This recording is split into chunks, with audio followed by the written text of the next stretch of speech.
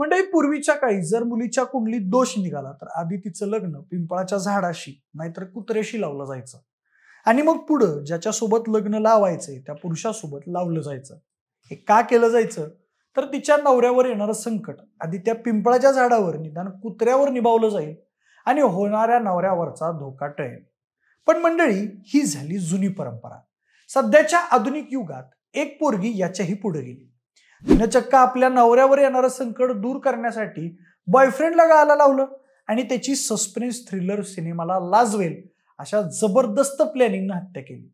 आता ही घटना कुठली आणि हे सस्पेन्स थ्रिलर हत्याकांड घडवून आणणारी ती हसीना दिलरुबा नक्की आहे तरी कोण हा नेमका प्रकार काय, सगळं सविस्तर जाणून घेऊ. नमस्कार, मी प्रथमेश आणि तुम्ही पाहताय विशेष भारी. म्हणजे ही गोष्ट आहे केरळच्या तिरुवनंतपुरम मध्ये राहणाऱ्या शेरॉन आणि कन्याकुमारीच्या ग्रीष्माची.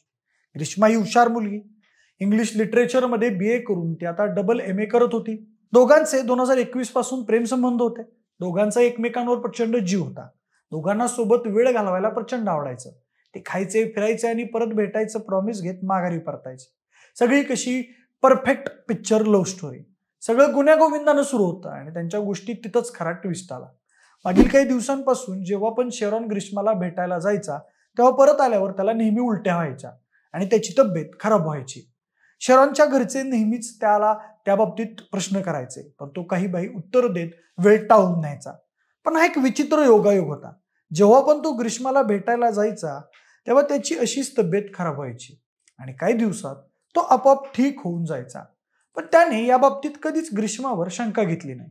उलट तो नेहमीच्याच उत्साहानं ग्रीष्माला भेटायला जायचा.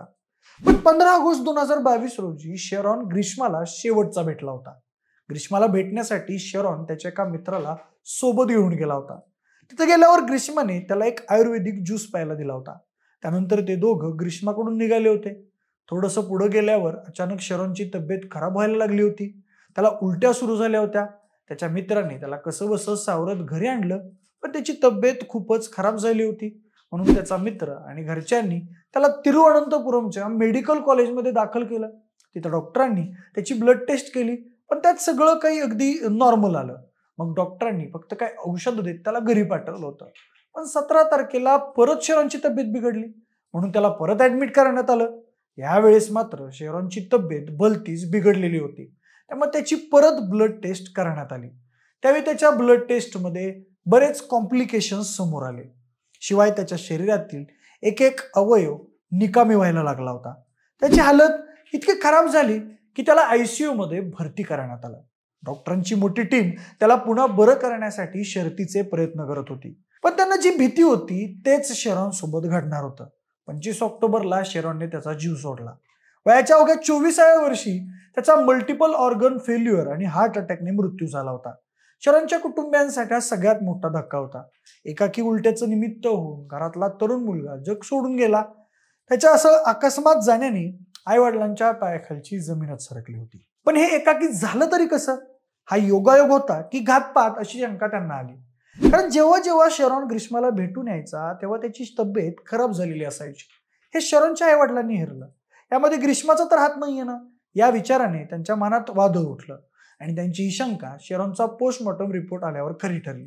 त्याच्या रिपोर्टमध्ये असं लिहिलं होतं की मृत्यूच्या आधी त्याला विष देण्यात आलं होतं. तेव्हा शेरॉनच्या घरच्यांच्या मते हे विष देण्यामागे ग्रीष्मा आणि तिच्या घरच्यांचा हात असण्याची शक्यता होती. कारण शेरॉनला स्लो पॉइझनिंग करण्यात आलं होतं, म्हणजेच थोडं थोडं करत विष देण्यात आलं होतं. यामध्ये माणूस हळूहळू आजारी पडत जातो आणि याची झलक त्यांनी शेरॉन ग्रीष्माला भेटून घरी आल्यावर पाहिली होती. त्याबद्दल शेरॉनने कधी ग्रीष्मावर संशय घेतला नसला तरी त्याने घरच्यांना हेच सांगितलं होतं की जेव्हा कधी तो ग्रीष्माला भेटतो तेव्हा ती प्रेमाने त्याला एक आयुर्वेदिक ज्यूस प्यायला देते. ती गोष्ट आठवल्यावर शेरॉनच्या पालकांनी क्षणाचाही वेळ न घालवता ग्रीष्मा विरुद्ध पोलीस ठाण्यात कंप्लेंट दाखल केली. म्हणजे ग्रीष्मा शेरॉनला जो ज्यूस प्यायला द्यायची तो कडवट असायचा. ती शेरॉनला सांगायची की ह्याने हातपायांची हाडे मजबूत होतात आणि शेरॉनही तिच्या बोलण्यावर विश्वास ठेवून तो ज्यूस प्यायचा. पण तो फार कडवट असायचा, म्हणून ती त्याला नंतर मँगो ज्यूस द्यायची आणि तो ज्यूस पिऊनच त्याला उलट्या सुरू व्हायच्या. दरम्यान मृत्यूच्या आधी शेवटच्या भेटीत ग्रीष्माने त्याला तो आयुर्वेदिक ज्यूस प्यायला दिला होता आणि त्यानेही तिच्यावर विश्वास ठेवत तो ज्यूस डोळे झाकून पिला होता. त्यानंतरच त्याचा मृत्यू झाला होता. पण शेरॉनची अशी काय चुकी होती की ग्रीष्माने त्याला एवढी भयंकर शिक्षा दिली? असं काय झालं होतं की नात्यात इतकं प्रेम असूनही तिने शरणला डायरेक्ट मृत्यू दिला होता? या प्रश्नाचं उत्तर जाणून घेण्यासाठी आपल्याला थोडं मागच्या वर्षात जावं लागेल. म्हणजे ग्रीष्मा आणि शरणचं एकमेकांवर असलेलं प्रेम ग्रीष्माच्या घरच्यांना ठाऊक होतं. तरीही ते ग्रीष्माचं लग्न दुसऱ्या कोणाबरोबर लावण्याच्या तयारीत होते आणि त्याच अनुषंगाने तिच्या घरच्यांनी तिच्यासाठी एक आर्मीतला मुलगाही शोधून ठेवला होता. ग्रीष्मा सुद्धा त्या गोष्टीला तयार होती. पण या गोष्टीत एक ट्विस्ट आला. जेव्हा ग्रीष्माला कळलं की तिच्या कुंडलीत एक असा दोष होता की ज्यामुळे भविष्यात तिच्या पहिल्या नवऱ्याचा मृत्यू निश्चितपणे होणार होता. तिला ज्योतिषाने सांगितल्यानुसार तिचा पहिला नवरा मेल्यावर तिचं दुसरं लग्न व्यवस्थित टिकणार होतं आणि दुसऱ्या नवऱ्याच्या जीवालाही काही धोका राहणार नव्हता. दरम्यान ग्रीष्माला कुठल्याही परिस्थितीत तिचं फौजी सोबत होणारं लग्न वाचवायचं होतं आणि त्यासाठी ती काहीही करायला तयार होती. नेमकी अशातच एंट्री झाली शरणची. तिने शरणला आपल्या प्रेमाच्या जाळ्यात अडकवलं आणि अगदी गुपचूप जाऊन दोघांनी लग्नही उरकलं. ज्योतिषाने सांगितल्यानुसार आता तिचं पहिलं लग्न झालं होतं, म्हणजे अर्ध काम पूर्ण झालं होतं. आता तिला शरणपासून वेगळं होऊन परत दुसरं लग्न करायचं होतं. पण नंतर ग्रीष्मासाठी खरी अडचण सुरू झाली, कारण शरणचं ग्रीष्मावर प्रचंड प्रेम होतं आणि कुठल्याच परिस्थितीत तो तिला सोडायला तयार नव्हता. तिने हर एक पद्धतीने त्याला सांगून बघितलं होतं, पण शरण तिचं काहीच ऐकत नव्हता आणि मग त्यावेळी तिने त्याला मारण्यासाठी स्लो पॉइझनिंग सारखा विकृत मार्ग अवलंबला. ती जेव्हा पण शरणला भेटायची तेव्हा त्याला हेल्थसाठी आयुर्वेदिक ज्यूस द्यायची, मात्र दरवेळी त्यात थोडं थोडं विष टाकायची. त्याचा शरणच्या आरोग्यावर हळूहळू परिणाम व्हायचा.